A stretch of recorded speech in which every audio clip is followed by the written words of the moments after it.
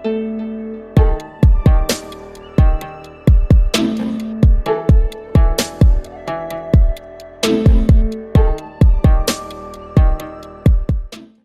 is up, my fellow gamers? This is your boy Proto here, and welcome to another episode of Like or Dislike, where we look at some of the latest games coming out.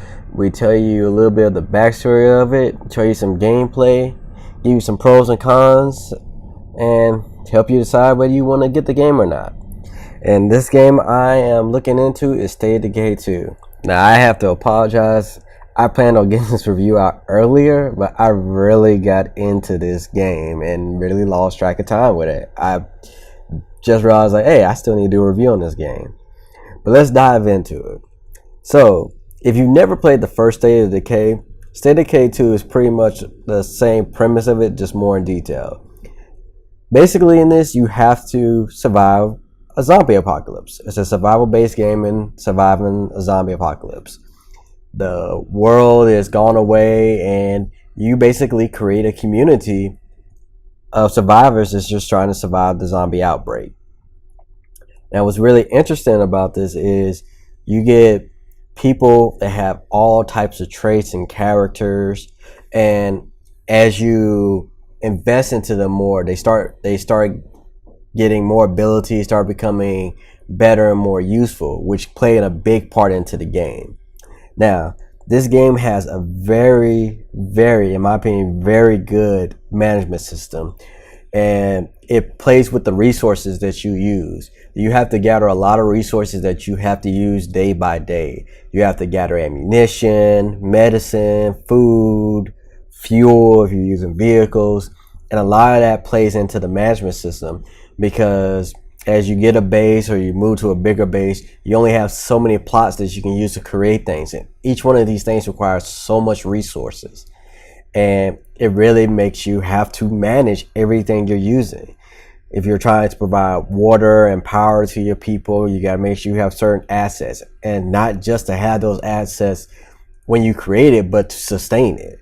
Like, if you need to have power, you need to also be able to have constant fuel to keep your power going if you're using generators.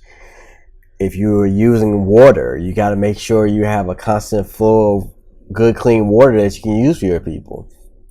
And so it really dives into that, and it really makes you think 2, 3, even 4 steps ahead of what you want to do, and making sure you're using the resources that you want to use, because you can produce some of these resources, but a lot of this you have to go out into the world and scavenge for them. And sometimes you'll find the resources you need, and sometimes you won't. You'll be doing plenty of resource runs looking for certain things. And to me, I think that's where the game really shows itself, because it really shows like a world that's just gone astray, and the zombies are just slowly taking over everything. Now, as you meet other people, you can recruit them into your camp, and you can start using their assets and their abilities. And what gets interesting is, once you start investing into these people and their abilities, you can have one of them become a community leader. And each one of the leaders has their own abilities, their own goals. And if they're the goals that you want to go with, they can help your camp, or it could destroy your camp. So sometimes you have to really look into whether you really want this type of person and their mindset in your camp. And you also have to be careful, because everyone that you use in the game, they're permadeath. So once they die, they're dead. Everything that you invested into them is gone. So it really makes you take a lot of responsibility when you take certain people out, when you're venturing, what you're doing, because you don't want to lose people. Like, the gameplay that I'm showing you guys is from my first gameplay, and I lost two initial people that I got in the beginning of the game, my first playthrough, and I seen how much of an impact that had, because they had a lot of good assets and resources that they could use. So it really makes you pay attention to that. Now, like I said, with the management system, with the resources, you're going to have to go out into the world, and these zombies are not pushovers. You have your basic type of zombies that'll come after you. You have to be careful if they're in a horde, which is like 5 or 6 or more zombies, and they'll just surround you and your team. You have to watch out for certain types of zombies. You got some that will chase after you Like they have a feral type zombie that literally it'll avoid you if you're trying to shoot at it. You gotta dodge it. You can't really just fight it straightforward. You've got a large one called a juggernaut, and it can just soak up bullets. And if you're not careful, it can rip you in half. So you have your variety of zombies, but the big ones you have to worry about is the blood plague zombies. They're the ones that are spreading a disease that you have to counteract. And if your people get infected by it, you have to either try to get a cure, which means killing more of these blood plague zombies to get the resources you need to treat your people, or you have to kill that person off so they don't spread the disease in your camp. So it really plays in a lot. And I learned from my gameplay, because I'm actually on my second gameplay of playing this game so far, and I've learned, do not go resource hunting at night unless you really have to, because these zombies are very active at night. The little bit of sound and they'll come swarming for it. And to me, that really plays into the gameplay of what you like to play. If you like to go guns a-blazing, you can do that. Just make sure you got enough ammo. If you want to sneak around and catch these zombies off guard, you can do that. And I'm not gonna lie, catching them off guard, surprising them, is such a good feeling, such a brief. It's a nice feeling when you take them down silently. Because I did certain playthroughs when I took down a whole infestation of them silently, without not a single one of them alerting the group, and was able to clear the area out. And then certain ways, I did it where we went in guns a-blazing and we just shot them all in the head. And another infestation clearing out, I came up to a vehicle. I came up with them in a vehicle. I beat the horn to get their attention, and as they all started running out, being attracted to the sound, I ran them over. So I really like how they really give you your way of how you want to fight the zombies. There's no standard way of fighting them. How you want to fight them is your best way. So I really like that. Now, I'm not gonna lie, this game has a lot of glitches, and I'm sure they're going to get a lot of them fixed. Just be forewarned, you will deal with glitches. You will deal with your players being glitched out. I had a member I took with me and got glitched out and just responded back at the camp, and I had to go all the way back just to get them. You'll deal with glitches of zombies running into the walls, not getting through, and you're trying to clear out an area, and that's the last one left, and you can't kill it because it's in the wall. But I think they kind of foreseen this. That's why they have an option for getting your player unstuck, where you can go back to the last previous save point so it can get unstuck. So I think they really foreseen that. To me, it was kind of cool to do that. But hopefully they get all the glitches fixed. But I don't want to really extend this review so long. So let's go into the pros versus the cons. And we're going to look at the pros first.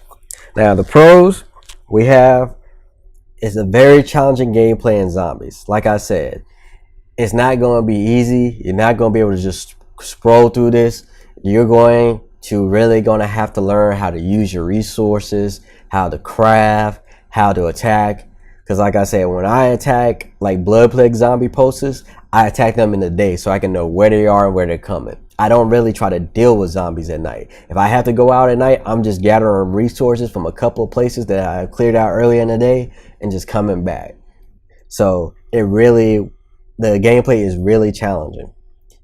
Second, like I said, the combat is to your liking. However you want to fight these zombies is up to you. And I really like that. I like a game where they don't give you, okay, this is how you have to fight them. I like games where they give you options and you choose whatever is best for you.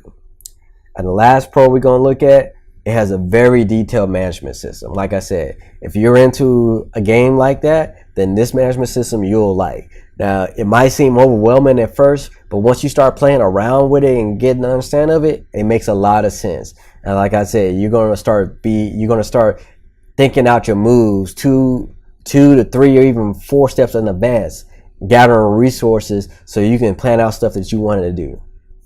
Now, for the cons of this game, the NPCs are very needy. And when I say the NPCs, I'm talking about the people in your community, the other groups of survivors you meet, because you'll meet other tribes, other groups that's just trying to survive, and they'll be very needy. Like almost every day, I have people asking me for supplies, asking me to help them with certain things. And sometimes it can be very rewarding. They can give me supplies I need, but they are extremely needed in this game, and they'll be constantly hitting on your radio. Hey, are you still going to help me with this? Hey, are you going to help me out? And sometimes I just want to like tune that out if possible. So be forewarned about that. Now, the next con we're going to look at, like I said, there are a lot of glitches in this game. So don't get upset. Don't get mad. Don't be surprised if you have to restart, not necessarily restart, but backtrack a little. But you will be dealing with glitches in the game. Hopefully they'll get it all patched out so it'll run more smooth. And the last con we're going to look at, the controls can be clunky at times. And I have to explain this. You can actually map the controls to how you want, but like when you are searching for supplies or trying to talk to people, the other NPCs can get in the way because they're constantly walking around, checking out the area, and they can get in your way if you're trying to search for certain things, or you're trying to pick up certain assets, or if you're just trying to like deliver supplies to a certain person. You'll have a person that walk right in front of you and mess up your whole dialogue of what you're doing. So that can get very annoying, but hopefully that can be resolved. But that's the pros and cons of the game. Now, I have to give the game a like. Despite those cons, which could probably turn off a lot of people, the game is decently good. It's very challenging. I love playing it. I haven't put it down since I played it. Like I said, I'm actually on my second playthrough of it now, using everything that I learned from my first playthrough. So I'm actually doing much better. But I know there's still a lot more to this game to what it is, because I've only been playing on one map, and they have 3 maps total that you can explore on. So I'm definitely looking forward to seeing how that plays out. But let me know what you guys think. If you already got the game, what have you liked about the game so far? What you don't like about the game so far? If you plan on getting it, has this sparked your interest to lean forward to get into it? Or are you like, I'm definitely sure now I don't want to get the game? Let me know what you guys think in the comments. If you appreciate the video, make sure to leave me a like. That lets me know that you guys enjoyed the video. Make sure to follow us on Facebook. If you want to reach out to us, you want to talk, let us know about something going on in the gaming and tech community, or something going on, shoot us a message there. If you got an idea for a video, or if you just want to talk to us, hit us up on there. Make sure to follow us on our Twitch channel, where we'll be trying to stream regular games that we'll be playing throughout the time, and just interacting with our community. But this is Proto, and I will catch you guys later.